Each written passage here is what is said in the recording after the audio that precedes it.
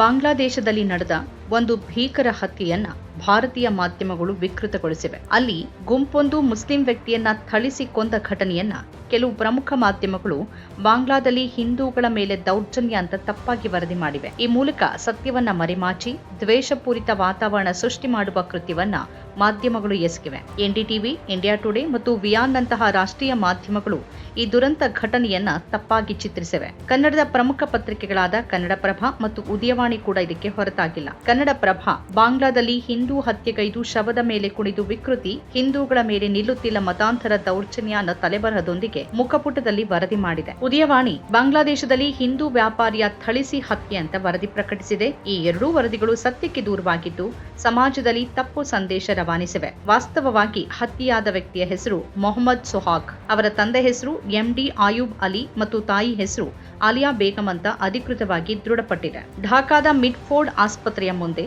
ಗುಜ್ರಿ ವ್ಯಾಪಾರಿ ಸೊಹಾಗ್ ಅವರನ್ನ ದುಷ್ಕರ್ಮಿಗಳ ಗುಂಪೊಂದು ಮಾರಣಾಂತಿಕವಾಗಿ ಥಳಿಸಿ ಕೊಲೆ ಮಾಡಿತು. ಅಷ್ಟೇ ಅಲ್ಲದೆ ಅವರ ದೇಹದ ಮೇಲೆ ಕಲ್ಲುಗಳನ್ನು ಎತ್ತಾಕಿ ವಿಕೃತಿ ಮೆರೆಯಲಾಯಿತು. ಈ ಘಟನೆಯ ಭಯಾನಕ ದೃಶ್ಯಗಳು ಸಾಮಾಜಿಕ ಮಾಧ್ಯಮಗಳಲ್ಲಿ ವೈರಲ್ ಆಗಿತ್ತು. ಆದರೆ ವಿಷಾದನೀಯ ಸಂಗತಿ ಎಂದರೆ ಭಾರತದ ಕೆಲವು ಮಾಧ್ಯಮಗಳು ಈ ಹತ್ಯೆಯಾದ ವ್ಯಕ್ತಿಯನ್ನ ಹಿಂದೂ ಅಂತ ಬಿಂಬಿಸಿವೆ. ಇದು ಕೇವಲ ತಪ್ಪಾದ ವರದಿಗಾರಿಕೆಯಲ್ಲ, ಬದಲಾಗಿ ದುರುದ್ದೇಶಪೂರಿತ ಕೃತ್ಯ ಆಗಿದೆ.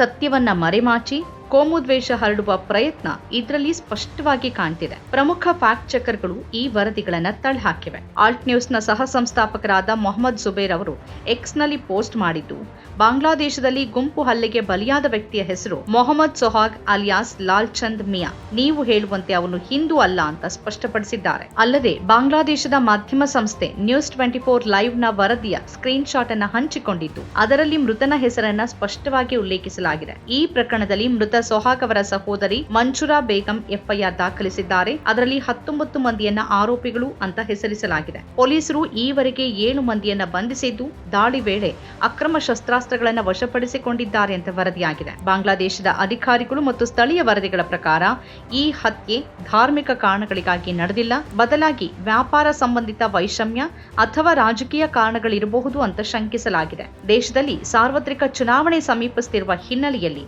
ಈ ಘಟನೆಗೆ ರಾಜಕೀಯ ತಿರುವು ನೀಡುವ ಸಾಧ್ಯತೆಗಳನ್ನು ತಳ್ಳಿಹಾಕುವಂತಿಲ್ಲ. ದುರಂತ ಅಂದ್ರೆ ಭಾರತೀಯ ಮಾಧ್ಯಮಗಳಲ್ಲಿ ಇಂತಹ ತಪ್ಪು ವರದಿಗಳು ಹೊಸತೇನಲ್ಲ. ನೆರೆಯ ರಾಷ್ಟ್ರಗಳಾದ ಬಾಂಗ್ಲಾದೇಶ ಮತ್ತು ಪಾಕಿಸ್ತಾನದಲ್ಲಿ ನಡೆಯುವ ಯಾವುದೇ ಕ್ರಿಮಿನಲ್ ಅಥವಾ ರಾಜಕೀಯ ಘಟನೆಗಳಿಗೆ ಕೋಮು ಬಣ್ಣ ಹಚ್ಚಿ ನಿರ್ದಿಷ್ಟ ನಿರೂಪಣೆ ಸೃಷ್ಟಿ ಮಾಡೋದು ಒಂದು ಅಪಾಯಕಾರಿ ಪ್ರವೃತ್ತಿ. ಈ ಮೂಲಕ ವಾಸ್ತವವನ್ನ ಮರೆಮಾಚಿ ಜನರನ್ನ ದಾರಿ ತಪ್ಪಿಸುವ ಕೆಲಸ ಮಾಡಲಾಗ್ತಿದೆ. ಎನ್ಡಿಟಿವಿ, ಕನ್ನಡಪ್ರಭ ಮತ್ತು ಉದಯವಾಣಿಯಂತಹ ಪ್ರಮುಖ ಮಾಧ್ಯಮಗಳು ಯಾವುದೇ ಸೂಕ್ತ ಪರಿಶೀಲನೆ ನಡೆಸದೆ ಈ ತಪ್ಪು ವರದಿಗಳನ್ನ ಪ್ರಕಟ ಮಾಡಿರುವುದು ಆಘಾತಕಾರಿ ಸಂಗತಿ. ಇದು ಮಾಧ್ಯಮಗಳ ವಿಶ್ವಾಸಾರ್ಹತೆಯನ್ನೇ ಪ್ರಶ್ನಿಸುವಂತಿದೆ. ಎನ್ಡಿಟಿವಿ ತನ್ನ ಲೇಖನವನ್ನ ಸಿಂಡಿಕೇಟೆಡ್ ಸುದ್ದಿ ಸಂಸ್ಥೆಯಿಂದ ಪಡೆದಿದ್ದಾಗಿ ಹೇಳಿಕೊಂಡರೂ ಅದರ ಸಂಪಾದಕೀಯ ಜವಾಬ್ದಾರಿಯಿಂದ ನೋಂಚಿಕೊಳ್ಳೋಕೆ ಸಾಧ್ಯ ಇಲ್ಲ. ಕನ್ನಡಪ್ರಭು ಅಂತೂ ಒಂದು ಹೆಜ್ಜೆ ಮುಂದೆ ಹೋಗಿ ಯಾವುದೇ ಆಧಾರ ಇಲ್ಲದೆ ಮತಾಂತರ ದೌರ್ಜನ್ಯ ಅಂತ ನೇರವಾಗಿ ಆರೋಪಿಸಿದೆ. ಉದಯವಾಣಿ ಕೂಡ ಇದೇ ರೀತಿಯ ಕೋಮು ನಿರೂಪಣೆಯನ್ನ ನೀಡಿದೆ. ಆದರೆ ಸತ್ಯ ಏನು ಅಂದ್ರೆ ಬಾಂಗ್ಲಾದೇಶದಲ್ಲಿ ಹತ್ಯೆಯಾದ ವ್ಯಕ್ತಿ ಮೊಹಮ್ಮದ್ ಸೊಹಾಗ್ ಎಂಬ ಮುಸ್ಲಿಂ ವ್ಯಾಪಾರಿ. ಕೆಲವು ಭಾರತೀಯ ಮಾಧ್ಯಮಗಳು ಸುಳ್ಳಾಗಿ ಹೇಳಿದಂತೆ ಆತ ಹಿಂದೂ ಅಲ್ಲ.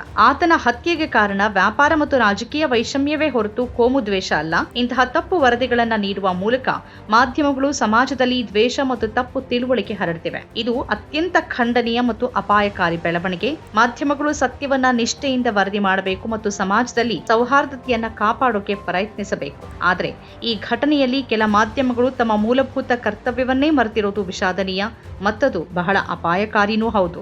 ನಮ್ಮ ಕಾರ್ಯಕ್ರಮಗಳನ್ನ ನೀವು ನೋಡ್ತಾ ಇದ್ರೆ ನಮ್ಮ ಚಾನೆಲ್ ಅನ್ನ ಸಬ್ಸ್ಕ್ರೈಬ್ ಮಾಡಿ, ಪಕ್ಕದ ಬೆಲ್ ಐಕಾನ್ ಒತ್ತಿ ನಮ್ಮನ್ನ ಬೆಂಬಲಿಸಿ. ಹಾಗೆ ನಮ್ಮ ಕಾರ್ಯಕ್ರಮಗಳನ್ನ ಲೈಕ್ ಮಾಡಿ, ಕಮೆಂಟ್ ಮಾಡಿ, ಅದನ್ನ ಬೇರೆಯವರಿಗೂ ವಾಟ್ಸ್ಆಪ್ ಮೂಲಕ ಶೇರ್ ಮಾಡಿ. ನೀವು ಹೀಗೆ ಮಾಡಿದಾಗ ನಮ್ಮ ಚಾನೆಲ್ ಇನ್ನಷ್ಟು ಮತ್ತಷ್ಟು ಜನರಿಗೆ ತಲುಪಲು ನೀವು ನಮ್ಮೊಂದಿಗೆ ಸಹಕರಿಸಿದ ಹಾಗಾಗುತ್ತೆ. ಇದು ನೀವು ಯಾವುದೇ ಖರ್ಚಿಲ್ಲದೆ ಕೆಲವೇ ಸೆಕೆಂಡುಗಳಲ್ಲಿ ನೀಡಬಹುದಾದ ಸಹಕಾರ. ಧನ್ಯವಾದಗಳು.